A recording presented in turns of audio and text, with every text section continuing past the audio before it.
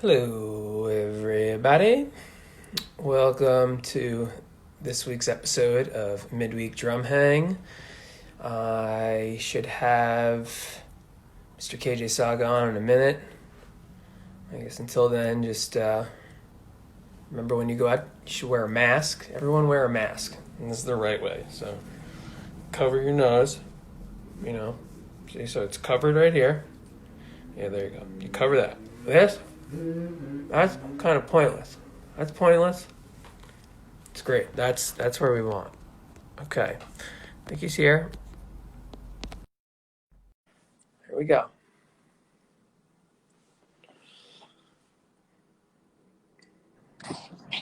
Hi, Dad. Oh, dude, you already have your mask on. There you go.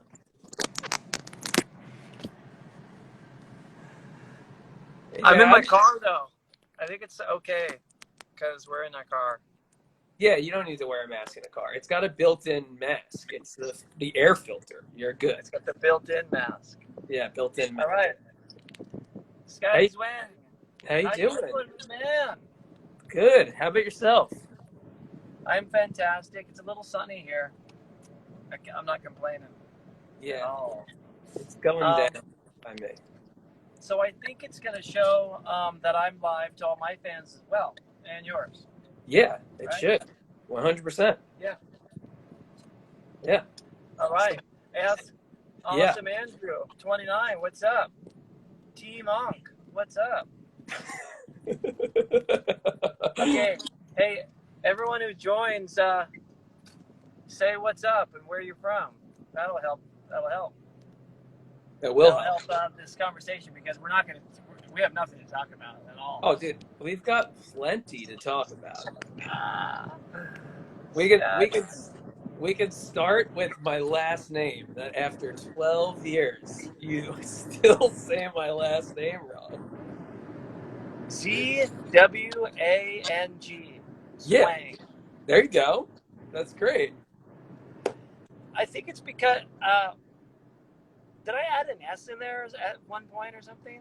Yeah, Swang, Scotty Zwang for a while. Zwang. Yeah, SSZWA. that's what it was. That's what it was for a long time.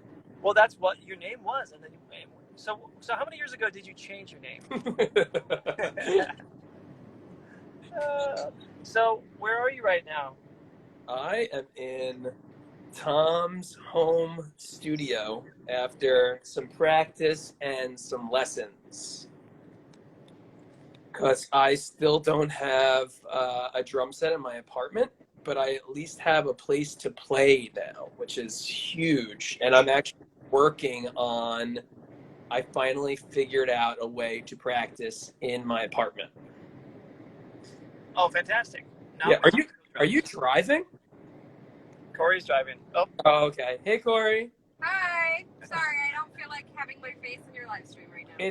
It's all good. I just was confused for a second. I thought that you were driving and just like staring down straight into the screen. I was a little concerned for a minute, but yeah.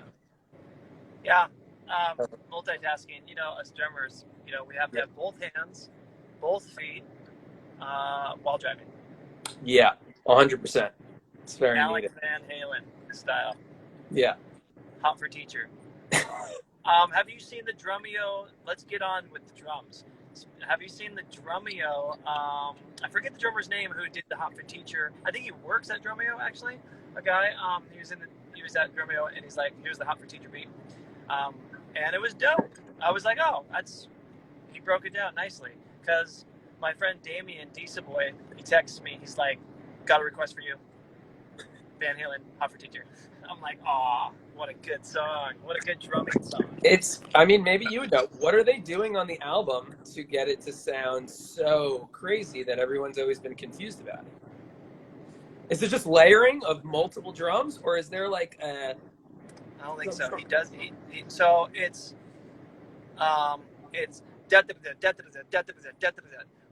forget the pattern, the specific pattern name. I should know it, but I actually never heard of it until this drummer played it. It's let's see here. That's how it starts off. on the floor tom. Yeah. And then it's like a specific pattern. It's like kind of something like that. Pretty simplistic, but like really cool. But the coolest part about it is underneath it, it starts going with the bass drums. So it's like this triplet thing.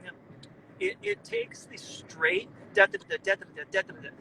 like that is in 3 to 1 2 3 1 2 3 time, but it's straight. So I'm always, every time I teach or play something that's in 3 but straight, I'm like, well, it's straight eighth notes, but you can count it in 3 over 4. It's maybe it's like a 12/8 thing. I don't know. Yeah. Anyways,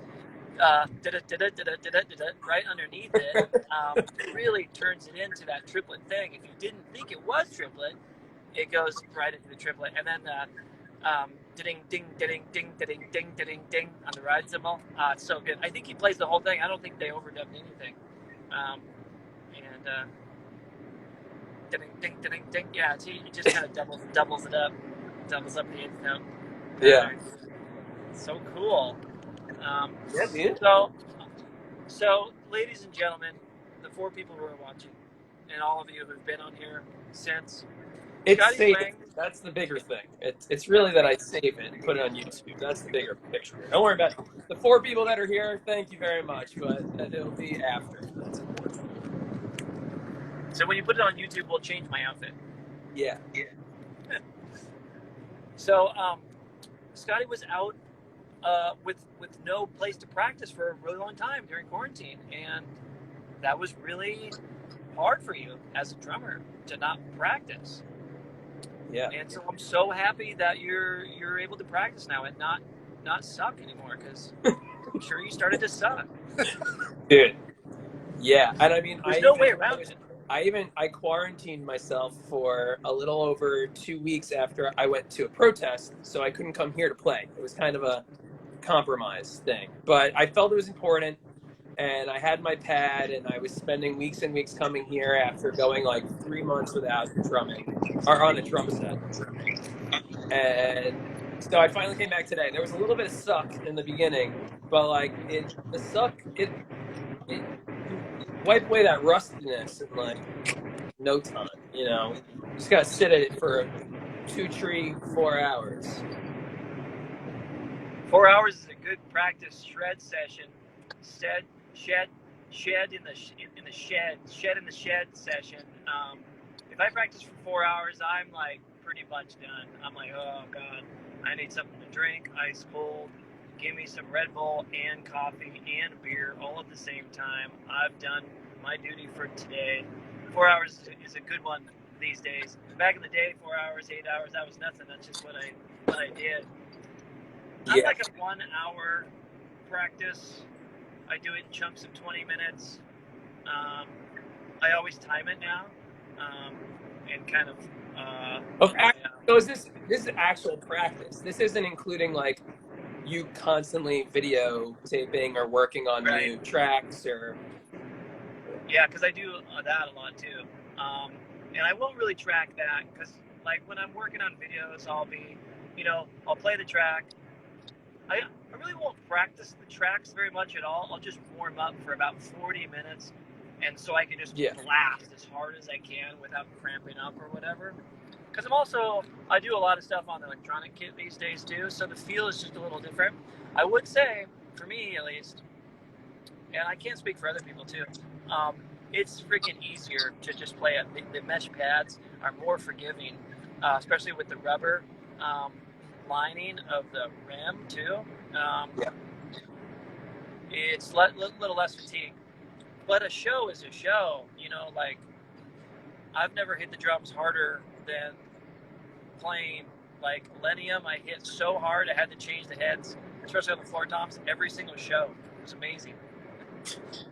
Well, after I mean, one I also song, there'd be these huge pock marks in the head. I'm like, oh yeah, I'm rocking tonight. I don't get those. Honestly, like no matter how hard I hit, the way I angle down on the heads and everything, I don't really popcorn. I don't really get the dimples in there. You have to play harder. No, because you're angling just in have to more. play That's harder. I'm playing pretty hard. I guarantee you. I bet the Pretty die hard's not hard cast enough. hoop. You have Well, been hit so we're talking hard. about how much time practicing. So we're talking about that, and you used to play a lot, which kind of reminds me of the first time I found out about you. Way before we were friends and homies, and you were my fabulous mentor and dad. Um, Weren't you about my 20 or 21? we met. I was just about to turn 21. Like it was. So tomorrow is actually my birthday, but it was Happy literally birthday. 3 days. Dude, happy birthday! Oh, Happy birthday Thank to you. you. Happy birthday to you. Happy birthday, dear Scotty Zwang. Happy birthday to you. Thank you I so definitely much. I definitely didn't stick the key, but that's okay. It's fine. You're a drummer. I'm gonna go back and play drums. But it was right before my 21st birthday. The original gig was I wasn't able to get into. But then you needed a drum set, and a friend called, and I was like, hell yeah. But I had found out about you like 3 years before that, like around when your rooftop PBR videos were coming out.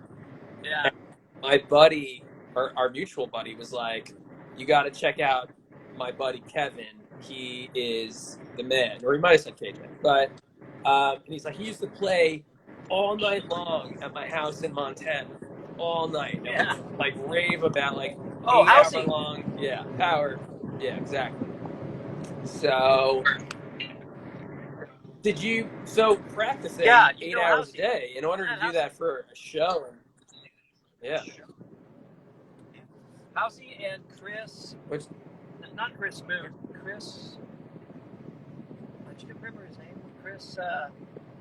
He would always bring us out to Montana. He was friends with Housey. I always forget his last name. Chris something. He was amazing. Ear Candy. Yeah, he had this music shop called Ear Candy out there, and we'd play the club for like we were the only band Siamese, and we do like a 3-hour set, and then we're like, where's the after party? Let's just keep on playing, and we just played another like 3 hours. It was insane. That's what we loved to do back then. Yeah, I mean, how long are your shows now? Like, speaking of fatigue and all that stuff, and like the rubber or the mesh pads being more forgiving, like how long do you play now? Like, how long are most of your shows, whether it's Pendulum or Millennium or Destroid, like what, 90 minutes? Yeah, it's never longer than 90 minutes usually. Sometimes my KJ Sawka shows are longer, like 2 hours, but no one really ever wants to have a longer set than that. I think it's ADD too, like the attention span of everybody watching somebody play for that long, no matter how badass it is, or no matter how much their mind is being blown, let's say, watching their favorite artist, let's just say, I'm not talking about myself or anything, but you're like, cool, let's go. Like they get a fix of it.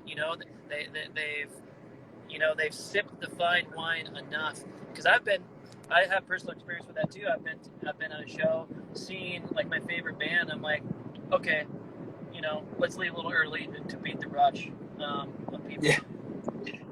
Does that? I hear that. I mean, I don't know. I'm doing 3 hours a night. Most nights are 3 hours for me. Not straight though. Do you do 2 sets then? Yeah, like an hour and 15, and then like an hour and 45, including encore. Hey, let's answer some questions. You got some questions in the chat. Yeah, dude. So my buddy Doug, my best buddy Doug, is asking, what was the first artist that gave you the itch for drum and bass? That gave me the itch to play drum and bass? Yeah. I'd say LTJ Bookham was it. He's like liquid drum and bass.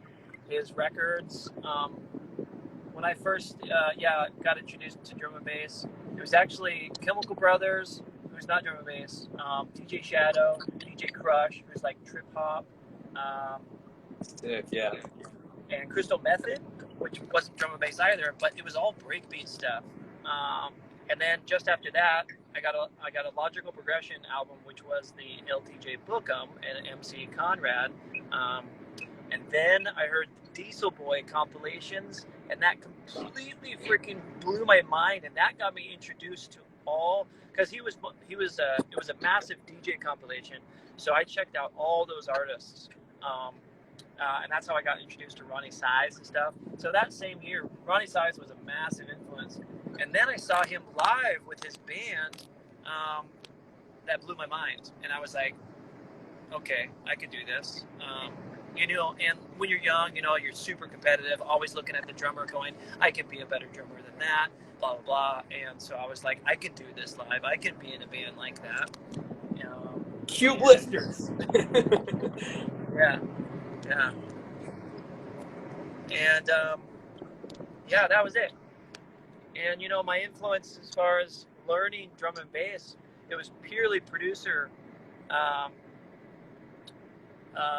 No other drummer that I followed played drum and bass at that time. So I was only influenced by the producers, producing the beats, messing with the the amen break, making it faster, speeding it up. Also, like Amon Tobin, speeding up his jazz breaks that he sampled from old jazz records. And Amon Tobin was a massive influence. And then Square Pusher, Aphex I was Twin. listening to that Cujo record the other day before he went and changed his name. Or I guess he's back to his name now.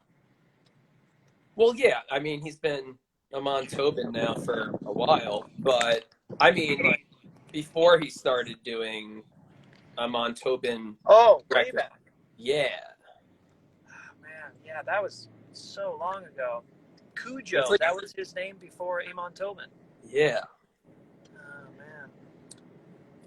I wonder if that was on, what's the label? It was on, I think. Ninja Tune. Which one? Ninja Tune. Yeah. And then for some reason he came up with Amon Tobin. What a great name. Or actually, I think when he went to Amon Tobin, he went to, well, he's got a long Brazilian name. And I think within there is Amon Tobin. But I could be wrong, though. But I think when he did Cujo and that record, I could be wrong, but I think it was on, is it Headhunt? No, Metalheads. So Metalheads was another massive inspiration. That label, all the old guys were on there. There's a bunch of them. So if you guys are into drum and bass who are watching, there's an amazing drum and bass documentary that just came out. If you just Google drum and bass documentary 2020, I think it's Breakbeat UK or something like that. It's DMB Arena that put it out. Okay, yeah.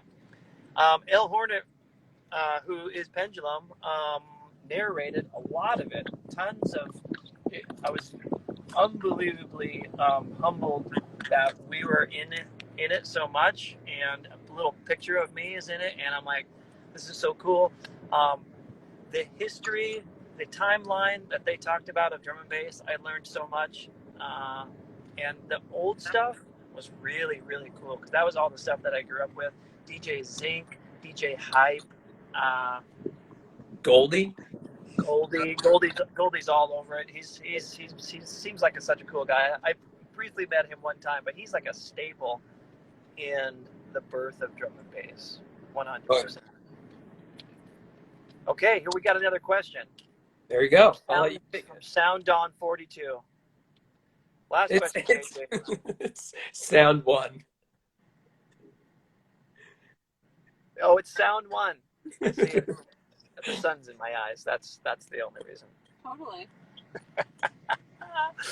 Last question, KJ. Do you rarely bring out the acoustic kit nowadays, especially for the solo gigs, or do you tend to switch out depending on the mood or situation? So it's always situational, situation based. A lot of times there's no access to an acoustic kit if I'm just flying in on a gig, and I don't have the option to rent a kit, or the promoter rents a kit. Usually, if they want me to play the kit for the gig, then we'll get the kit. Just like that's how we met, right? Needed to get a kit. Wasn't it Club Love? Was it Club Love the very first time? No, the first time we met was at the small room at BB King's. That was with Siamese, was it, or no? No, this was just you, but it was like I met like 3 drummers that changed my life, like on a career sense and just like as mentors. I met you, Johnny Rab, because it was you and Biodiesel on that show, and then Alan O'Quinn from the Disco Biscuits came to the show, and that was like how I started doing and working along with you for like a year, whatever it was.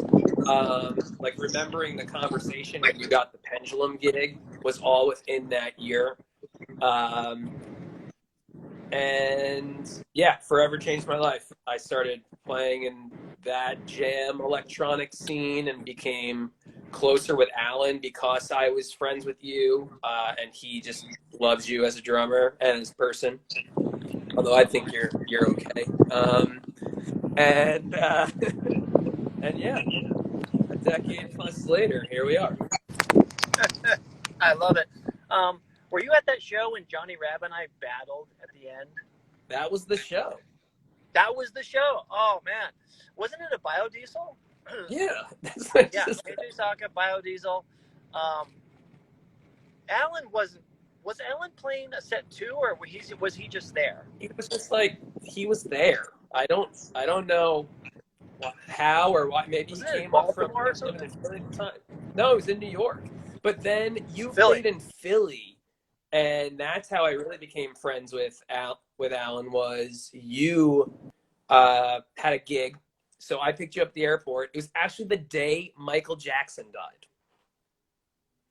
Your wheel is spinning, so I might be losing you. I don't know if you're seeing this right now, but I have you frozen. But I will continue telling this story anyway. I picked you up in New York.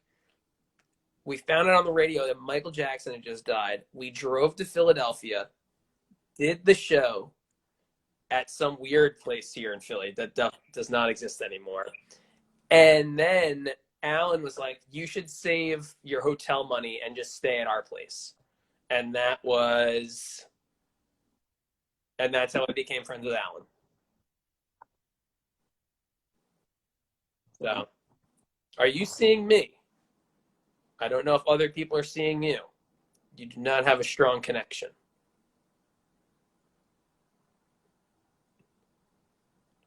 Well, I don't want to just stare at him waiting for this connection when I'm still going live.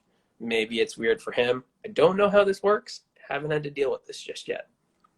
But hopefully KJ will come back soon. Or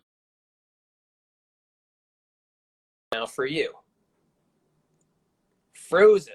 There we go. It is frozen and he is gone. It is officially just me again. So this is uncomfortable. I did not expect this. I don't know if maybe I can get him back on here. Let's see if that works. Maybe not. No. I don't know. I think he's done. Well, that was KJ Sawka. We got 24 minutes into this thing. So, I don't know. For now, I guess I would restart, but it doesn't matter. He's not on right now and accessible. He's not watching this live thing. Oh, he's back. And he is back. Pulling him up. There we go. Tap back in. Just waiting. And let's see. This is why you don't drive while doing these kinds of shows, people. Man, what the hell's wrong with the phone? There you go. He's back. I'm back. Bad connection. I've been used to people being stationary with solid internet. This might happen again. It's okay. But where did you get to before this was done? Where in the story did we leave off? Oh yeah, we were in New York playing the gig. You were there. Johnny Rabb and I battled, um, and that was epic. And because he wrote the book on drum and bass and jungle drumming for drummers. He's a little bit older. At the same time, I was learning drum and bass and jungle. He came out with that book, and I went through the whole thing, and I'm like, this is an incredible book. And then we started talking, and then we battled, and he did his stick tricks, which was amazing. And then I realized that I could make the crowd roar a little bit more by beating the shit out of the drums really hard, playing that same fast break beat, but bashing the crap out of the ride cymbal, and because there was the energy, and I was like, wow, that's really working. And then he would play, and his technique was unbelievable, but it was much softer. And then it was my turn. We would like trade 16 or whatever, and then the crowd was like, oh my god, yeah. And so that was actually kind of something in my career. I was like, that really works. And then so I continued to do that really hard, heavy style of that Diesel Boy tear out jungle drum and bass stuff. The shit smelling drum and bass. Yeah. Alan. I love Alan. Yeah, because that's where I left off, was telling the story of Michael Jackson just died. I picked you up from the airport in New York, and we drove down for a show in Philly. And that's where we stayed at Alan's, and that's how our relationship with Alan had continued. And he freshly joined the Disco Biscuits. He was like 2 years in, 2.5 years in. Yeah. Hearing his story, talking with him at his place with his wife, you were there, talking about drumming, talking about career development and stuff. Hearing his story, how joining the Disco Biscuits totally changed his life, and it was so inspiring to me. I'm like, I need to maybe consider joining a band, because I was over there doing gigs. I was doing my career.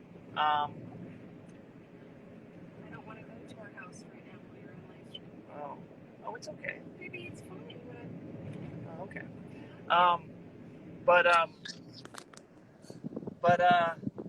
man, we're in the desert, man. This is just unbelievable out here. It's so freaking beautiful. Oh god. But anyways,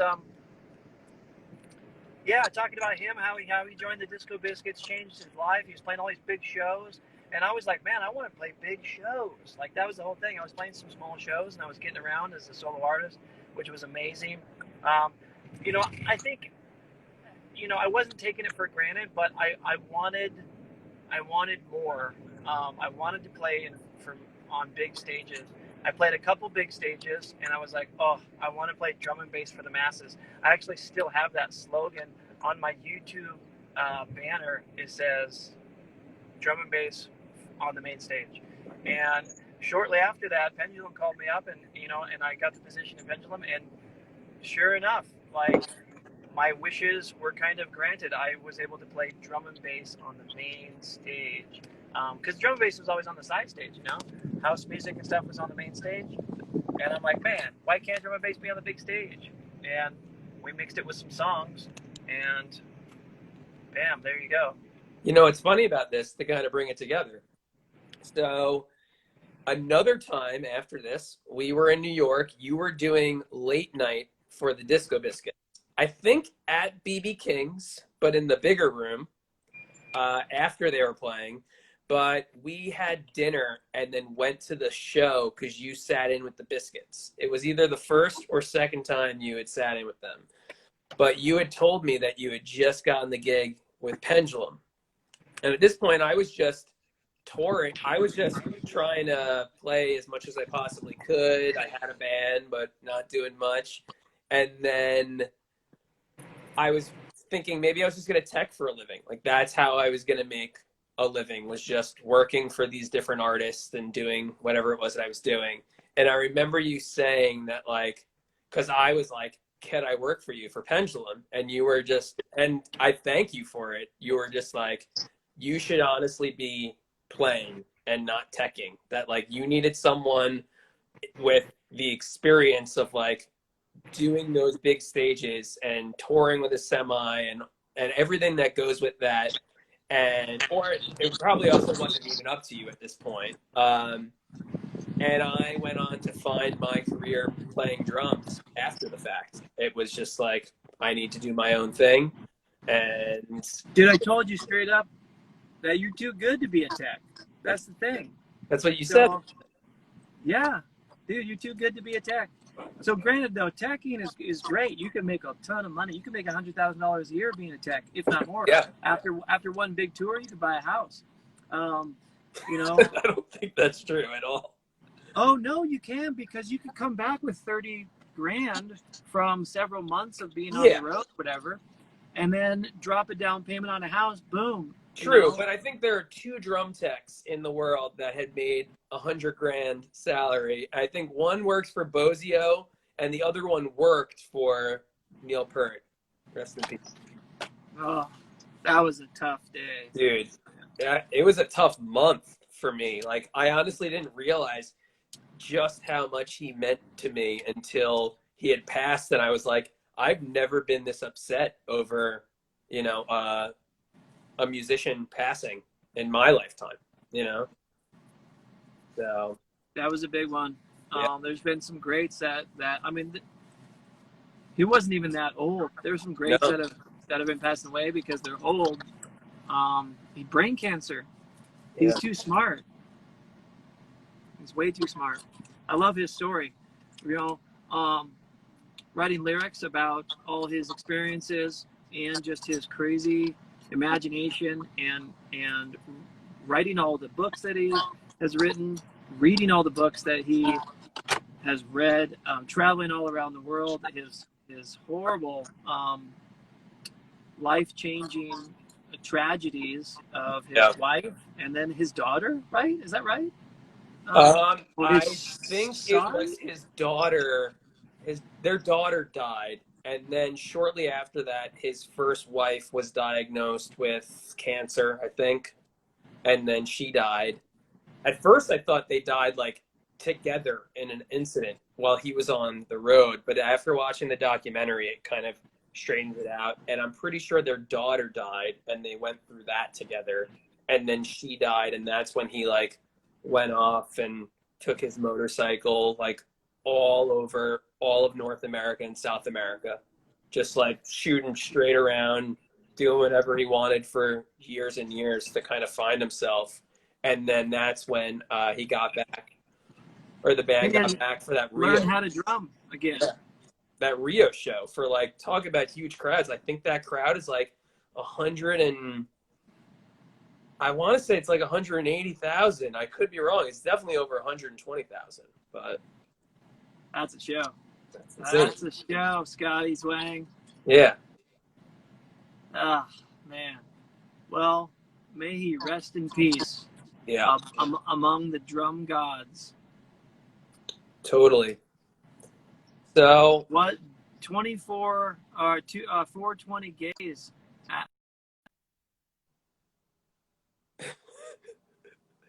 It's frozen again. It's frozen. Oh, something about the drummer of Def Leppard. I'll continue on with this while his thing's frozen, because, yeah. Yes, the drummer from Def Leppard did only have one arm, but he had an arm.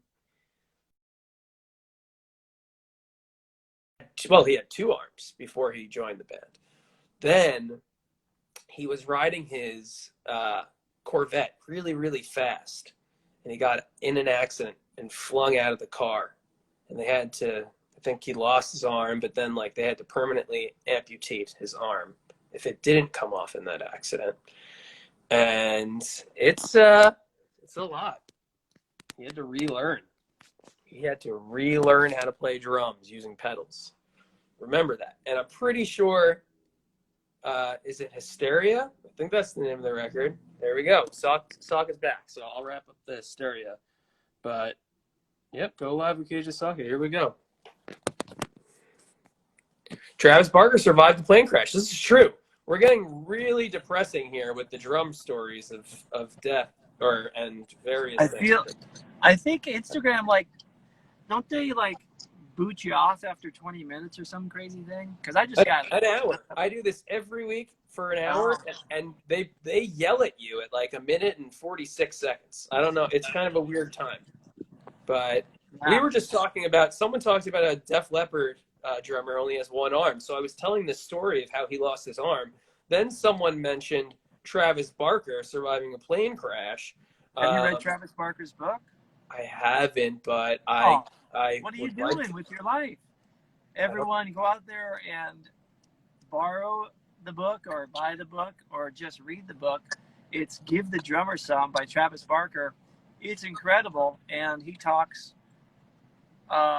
in full detail, I guess, about the tragic plane crash. It's pretty brutal. Barely spared his life. He was in the hospital for I don't know how many months and how many different surgeries he had to have. He talks about it on Joe Rogan. It's really intense.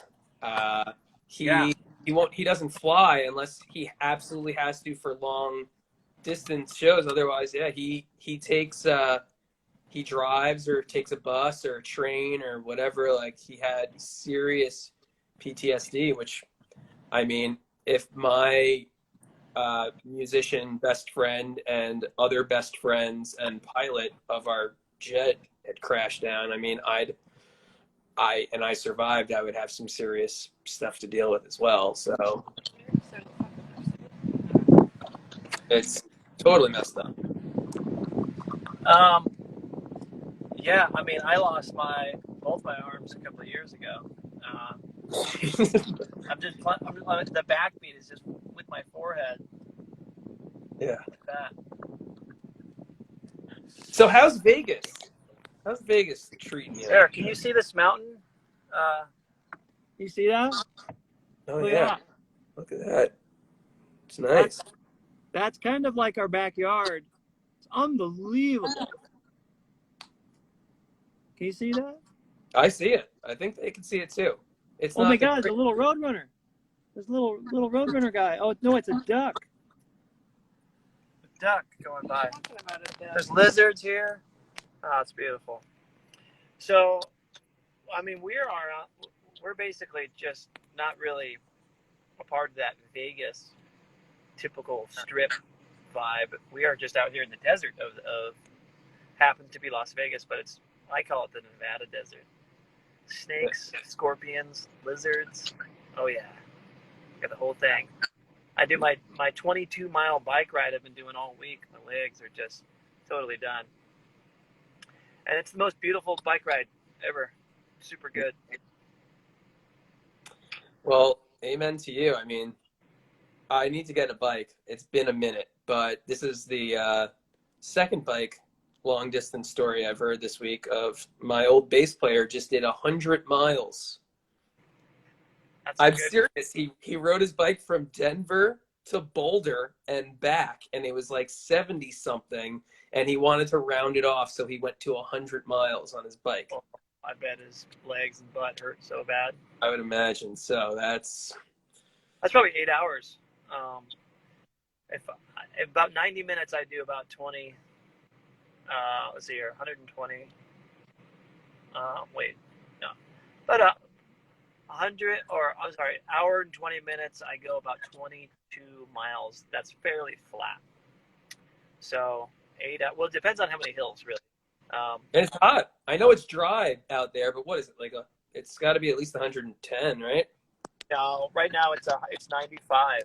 95. Really? It's like 95 in Philly. Except it feels kind of gross out here. I think last week it got up to 106. Okay. In summer, it's gonna get shoe melting, like potentially 110, 120. Well, sure. It's summer. We're in summer now. I love summer. Everything about summer I love. I love the hot weather. Yeah. My skin's not made for the hot weather. I got real pale skin. Same with you. I pour on the sunblock every day, though. I think my head is getting more tan. What do you think, Corey? My head getting tanner?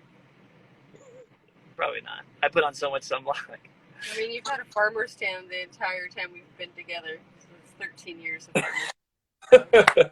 That's probably getting darker. Very, very slowly. Careful what you ask me. My girlfriend saw KJ Sawka at the Day Out of Time Festival in 2009. Do you remember that? Oh, yeah. Oh, yeah. Day Out of That Time. was a good time. That was a good time. Day Out of Time Turn Up Festival. That was a good 2009. Day Out of Time. Kevin, that's the... Was that the one with Jeremy Camp? Yes. Yeah. Yes. So we tried to replicate an 8-hour set. I think it was an 8-hour set, right? Or longer. So when Siamese was together, we're talking 2002 maybe or so, we did a festival called the Phoenix Festival, and we did 3 8-hour back-to-back sets. It was absolutely insane.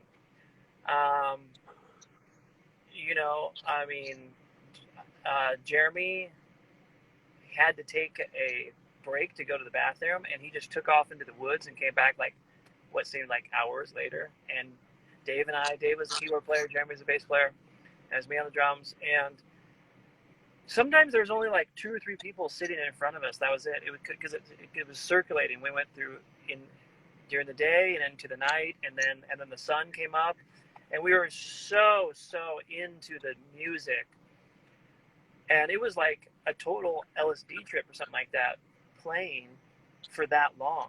We were weird sweat and salt was just like pulling up around our parts of our skin because we were playing for so long and sweating so much, and like it was just like this crazy out of body experience. I was just looking at this person sitting on the ground, and they were just right there with me, just playing the most insane drum and bass. We were playing 180 and up for 24 hours. We took a small break in between each of the 8-hour sets, and I miss Siamese and yeah. Ari Sakadoria. Oh man, I know. I love Ari Sakadoria. It's hard to get together with those guys now because I live far away. But so that's close. That actually reminds me. I never knew this, or I don't know this. We've never talked about this. But did you always live in Seattle? Where did you grow up?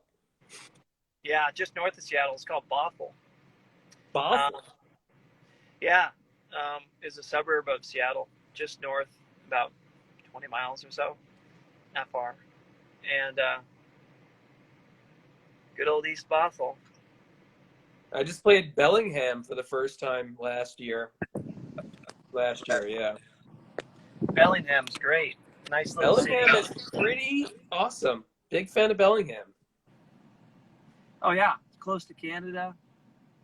So I lived in Seattle all my life, and then when I joined Pendulum, I moved to London for the duration of the whole first tour, and then back and forth a whole bunch. So a solid 18 months, roughly. I was there, bouncing around from various flats. While we were rehearsing, I was in a hotel for like 2 months. That was crazy.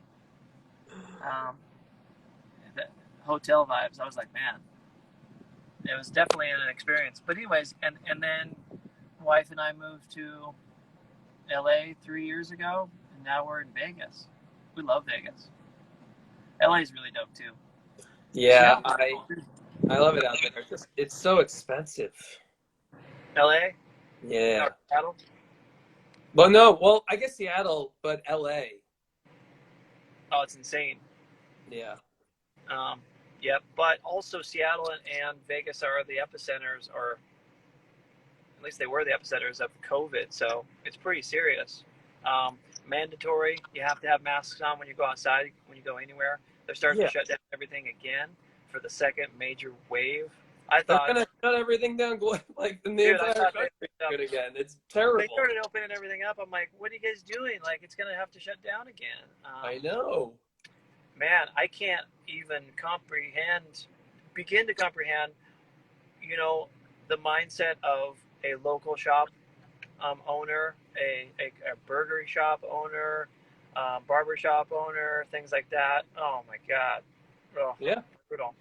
I mean, it sucks. I understand the rushing in and dealing with all that for the economy and for just how tough it is on people. But ultimately, like, I know we're a much bigger country, but look at New Zealand.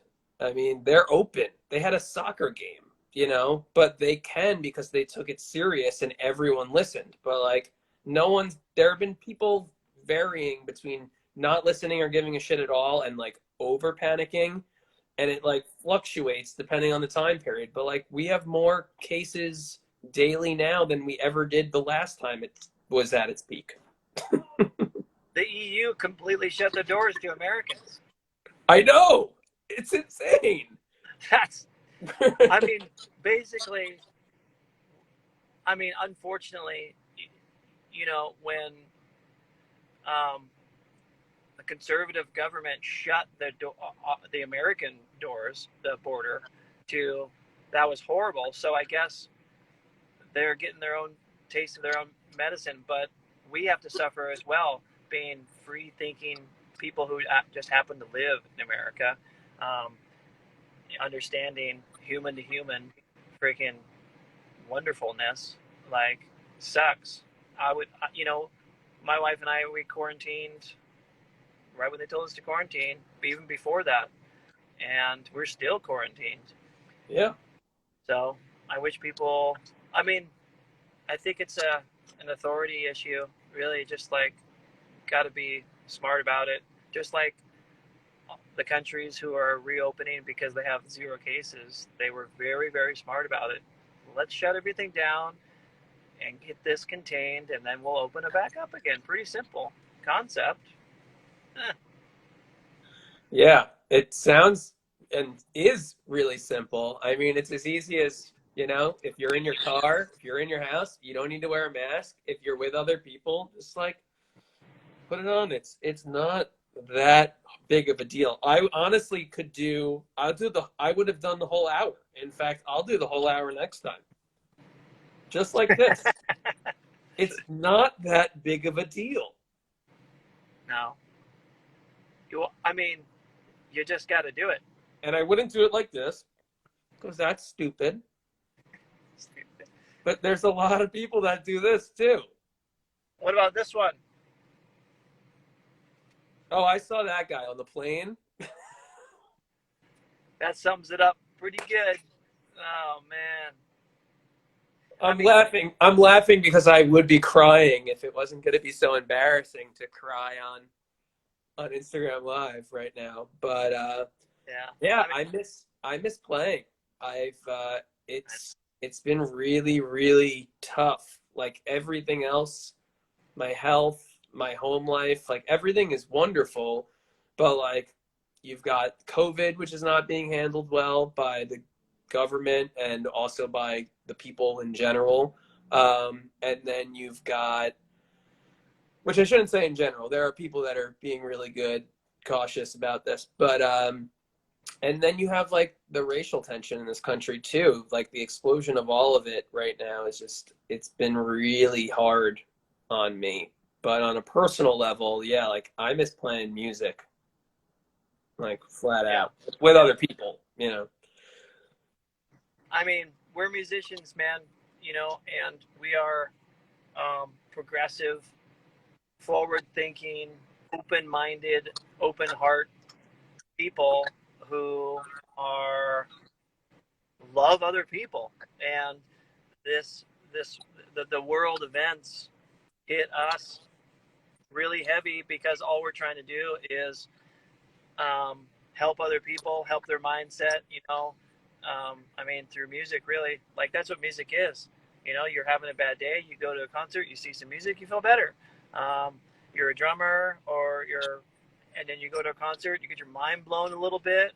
Like, how cool is that? It breaks up the pain, the monotony, the hardship of life. No, I'm gonna go see a show, and you know, uh, take a bath of this week's like work or crap that I didn't want to do this week. I could go out there, do something for myself, and see some dope music, be a part of something amazing. That's what we try to do. And Black Lives Matter, and COVID, trying to, you know, protect our country and find a cure and not spread it. These are huge issues for us that we are just trying to do our part. Man, yeah, it's brutal. It's like 2 pandemics, 100%, and now maybe another one. Maybe another one. Oh, the new flu one? Yeah. Is that what you're talking about? I mean, I don't want to become pinned as the angry vegan, but I've been saying this for a while. I mean, yeah, you're vegan, so it's like you're like, hello, wake up, people. No, I mean, throwing veganism away for a second here, and not even talking about that aspect. I mean, even the conditions of if you want to eat animal meat, like that's what it ultimately comes down to. I mean, we're gonna be in a worse situation than we are now. We can't even handle this situation, and it's with something that should only have a death rate of, you know, whatever it is, under 1%. Which I'm not shrugging off. That's still a lot of people in the grand scheme of the population of the planet. But some of these other ones, if they become spreadable, I'm forgetting the scientific word there for a second, between animal to human, like they have 60%. Yeah, but it's fucked up. But you know, that said, drumming. Let's talk about it. Yeah, we'll go back to drumming. Let's make it happy. I'm not trying to get to the sad zone.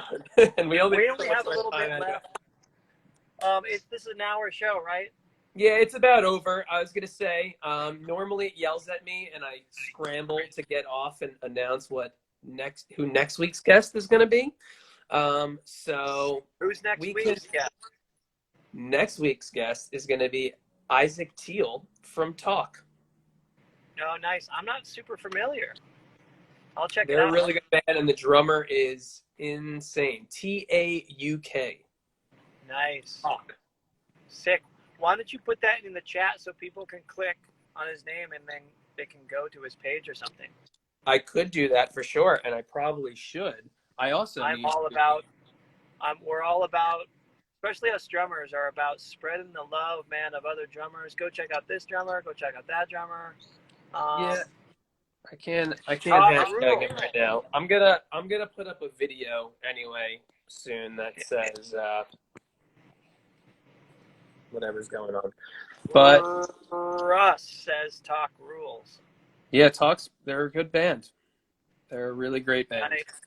So, Nice. But I thank you, buddy, for doing this, and it's always great catching up with you. And stay safe out there, both you and what? So so for everybody who's on the chat right now, I just put out 2 tunes yesterday. So you should go. One's a drum and bass one, and one's a dubstep one. They're on my pages. You should go. I think I'm having some issues with Spotify, but the links are. I just put out a drum video of the drum and bass one, and there's a drum video of the dubstep one coming out, and it's got this ode to Mr. Rogers in it. So you should definitely check that out too. Won't you be my neighbor? Apparently, Mr. Rogers was or is I think he's still alive. An amazing person. Mr. Rogers No, is alive. Oh, did he die? He died a long time ago. He died a while ago. Would have played himself in his movie, I'm sure, if he was alive. Oh, he's got a documentary movie thing? Oh, he's got a documentary. That's incredible. And there's a movie with Tom Hanks as... No way. I need to see it. I gotta watch it tonight. Yeah. You wanna watch it tonight? But yeah, everyone should check out KJ's page and follow him if you're not already on Instagram, because he's always putting things out. It's insane. It's nonstop with this guy. I'm trying to do 3 drum videos a week. For each drum set you have in your house that I have none. Yeah. Oh, and one of the questions was like, I see, you're mostly do electronic drum videos. Are you just doing acoustic just here and there? The answer is the acoustic drum videos take so much more time because it's all mic'd up. So I got to mix it and make sure it blends with the music really well. It just takes a while, because recording and mixing drums, it's basically polishing a turd. It sounds horrible right off the bat, and you got to make it sound really good. If you're standing in front of a drum set, the cymbals are super loud, the snare is ringing, all the drums are bouncing off the walls. Like, it's a challenging acoustic instrument to make sound good. If you're outside, though, there's no walls for it to bounce off, so it can naturally sound really good. But so that's what I deal with on a daily basis. I'm constantly mixing, mastering, and working my drums, doing the drum packs and things. And I'm a kind of a stickler to, I have a certain protocol and sound that I want the drum set to sound like, and that takes way longer than the electronic drums. Electronic drums is just bam, I record it. I record a stereo track of the electronic drums and then the track, mix it together. That's it, and then put the video with it. The secret is I have to do it well in one take. I can't splice 2 takes together because it just never works. So I figured that out a while ago. I'm like, I just got to smash it. And if I mess up, like, I'll either keep it or I could just fix it. Yeah, I can fix that little. Leave it. Start leaving them in there. That's what adds that character.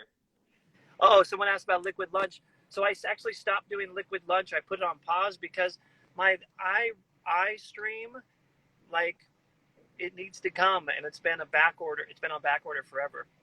So you can have quality audio. Oh, here we go. Do you have a jam spot to practice, Scotty? Oh, that's for you, Scotty. I do now. Yeah, I have this little thing to practice on for now, and I just got a Yamaha EAD10 to not only have audio for videos coming out soon as just something easy and simple to use, but also I can trigger a practice kit in my apartment. So more videos to come on that. But listen, Sawka, it's about to end here and kick me off. So thank you again for doing this. Corey, it's great to have you on the show as well. Thank you for driving. The pilot. Yeah, thank you for being a good pilot. All right, Scotty. All right, peace, buddy. Had lots of fun. All right, much everybody. love to you too. Take care. See you soon. So, again, that's KJ Sawka for anyone just tuned in. I will be back here next week at the same time, every Wednesday, 8 p.m. Eastern Standard Time. Next week's guest should be, I need to call and double check this, but Isaac Teal of the band Talk, incredible band. Make sure you check them out. And please stay safe out there. Wear your mask as often as you can. Remember, if 2 people are wearing a mask, you have a 1.5% chance of catching coronavirus. If only 1 person is wearing the mask, even if that person is you still have a 70% chance of catching coronavirus. So stay safe, love one another, and I will see you soon. Peace.